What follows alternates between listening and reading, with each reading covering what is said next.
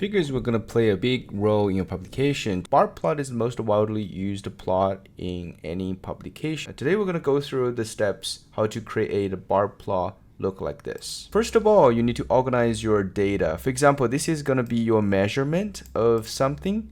The second column will be the groups. For example, here we have two groups. One is the control group, another is the test group.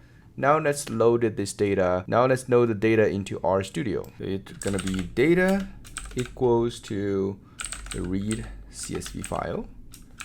And we're going to provide it the directory name. If you're using Windows, remember to change the backslash to /. You can run the code and you can check the data. Data will be the same as we see in the Excel. This is a CSV file. To generate the plot, we need to install the packages. It's called install packages. The package is called ggpub-r. See, no, we're not. Because I have installed, that is why I cannot install it again. The installation should not be difficult. So let's load the library ggpub-r. If you don't see any error message, that means your installation is successful. Then let's generate the bar plot. It's called a gg bar plot. The data we'll be using is simply the loaded data. So that's going to be our data. And we're going to define x going to equal to the group. If you double click your data, you'll see this is the group divided into control and test. So we're going to use the group as the dividend to separate the two groups. And the y-axis gonna be the measure. Right? You can have any kind of measurement. It depends on your data. And if you run this one, you'll see a bar plot shows up. But this one doesn't look very nice. So we can fill it with color. So the color will be defined by groups, right? Depends on which group it belongs. They will be filled with different colors. So we can run it again. It will be assigned with these two colors, but we can also determine the specific colors we want using the palette option. So palette gonna equals to, because we have two groups, we're gonna use two different colors. So for example, the first one we're gonna use is the pound key 008 FBB. This will be something like a little bit bluish green. The second one we'll use is pound key E7B800, and that is the color we have. So if you run again, you'll see these two will change to the corresponding color we want. Another thing is like we want to have the dot superimposed on top of it, right? We can add it the dot plot. We can add the dot plot. So the dot will be superimposed, but it's very hard to see, right? Simply because we haven't plotted the data into mean plus standard deviation.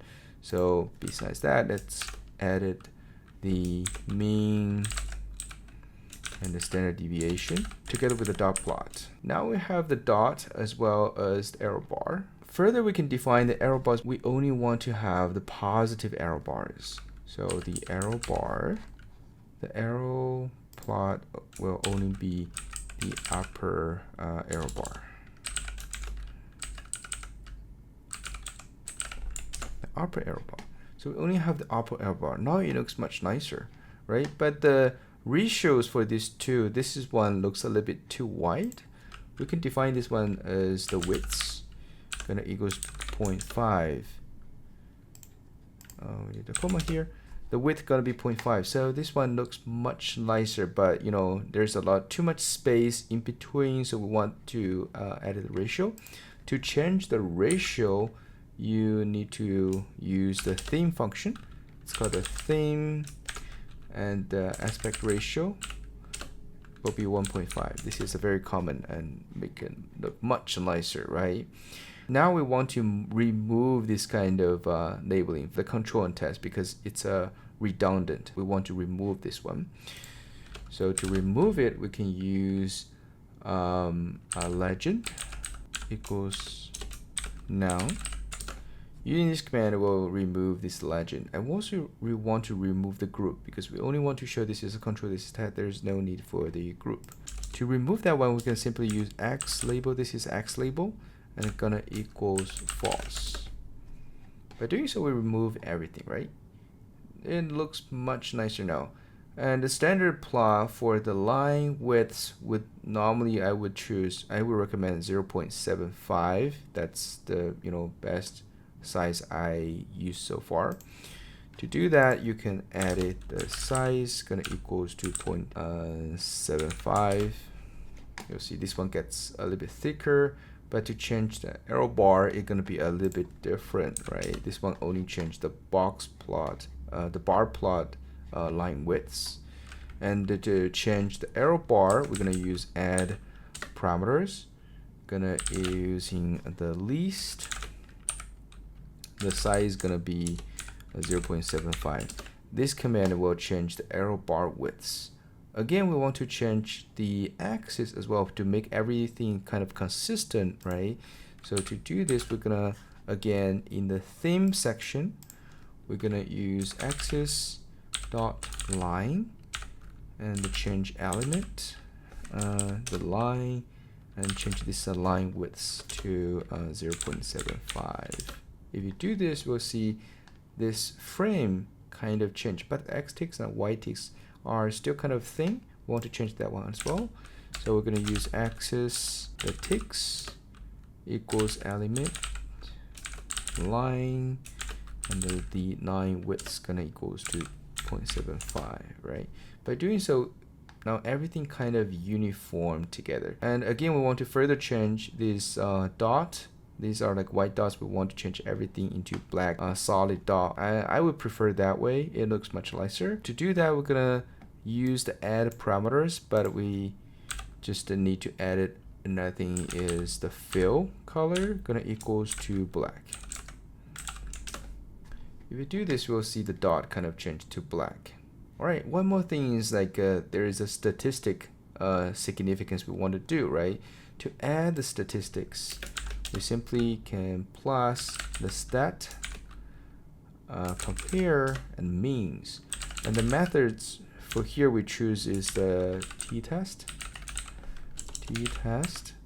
And the things we want to label is the p-value, right? It's gonna p dot significance, signif, and you're gonna click. You'll see there is a 3 dot over here, right? Which means it's significant, but it's a little bit shifted towards the control group. We want to be in the middle. You can change the label position using label X. Gonna use 1.3. So 1.3 will shift it towards the center, but if you normally this one would treat it as 1, this is 2. So you can, if you change it to 2, this one will shift it towards the test, right? But it begins with the test. If we want it to be exactly in the middle, we need to shift it a little bit backwards, right? Not exactly 1.5. Right, now it looks much nicer. You can click export and copy to clipboard. You can define the width and height, right? And remember to click the maintain aspect ratio. And we're gonna copy this one as a bitmap. You can copy plot. If you go to PowerPoint, you can right click and paste it, the plot over here, and resize to the preferred size. Now it looks pretty good, right? It's a very decent plot. This is the first video telling you how to visualize your data by showing you how to generate this beautiful bar plot. The next video will introduce another plot used in the PyQuilter publication. All right, thank you.